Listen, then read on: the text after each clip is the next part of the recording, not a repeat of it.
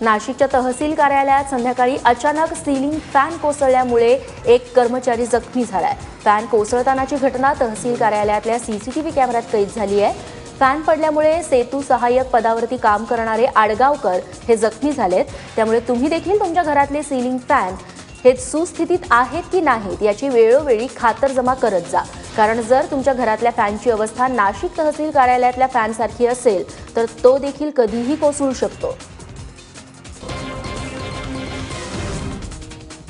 शेतकऱ्याची प्रतिकात्मक अंत्ययात्रा काढून आंदोलन करणारे शेतकरी विजय जाधव यांची शिवसेनेच्या खासदारांनी आणि आमदारांनी काल भेट घेतली।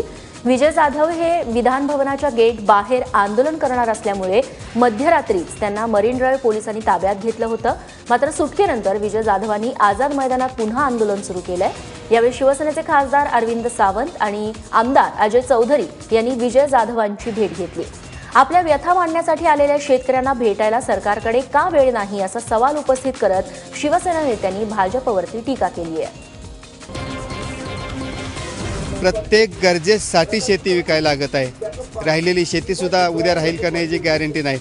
आज माझ्या घरामध्ये झोपणारा शेतकरी त्याची पत्नी त्याच्या छातीवर हात ठेवून झोपते, त्याचा बाप चौकटीमध्ये त्याची शेतकऱ्यावर राखण करत बसतो की माझा मुलगा आत्महत्या करेल, कर्ज आहे त्याच्या अंगावर।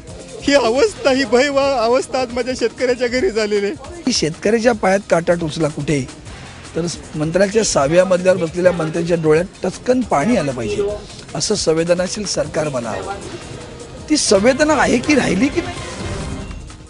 मुंबई ते गोवा धावणारी तेजस आजपासून मुंबईतून सुटणार आहे। रेल्वे मंत्री सुरेश प्रभू मुंबईतून तेजसला हिरवा झेंडा दाखवणार आहेत। दरम्यान मुंबई ते करमाळी दरम्यान धावणाऱ्या आलिशान तेजस एक्सप्रेसची सफारी अनुभवण्यासाठी प्रवासी उत्सुक असतानाच काल काही समाजकंटकांनी तेजस एक्सप्रेसच्या काचा फोडल्याचं निदर्शनास आलंय।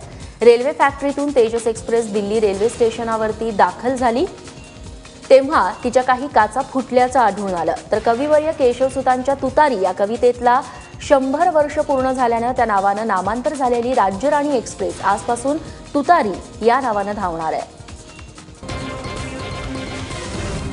अकोल्याचे खासदार संजय धोत्रे यांनी काल LLBच्या 4थ्या सेमिस्टरचा पेपर दिला। संजय धोत्रे 2014 मध्ये अकोला लोकसभा मतदारसंघातून तिसऱ्यांदा विक्रमी मतांनी निवडून आले होते। मात्र राजकारणाच्या धावपळीत देखील त्यांनी स्वतःमधला विद्यार्थी जागृत ठेवल्यानं त्यांचं कौतुक झालंय।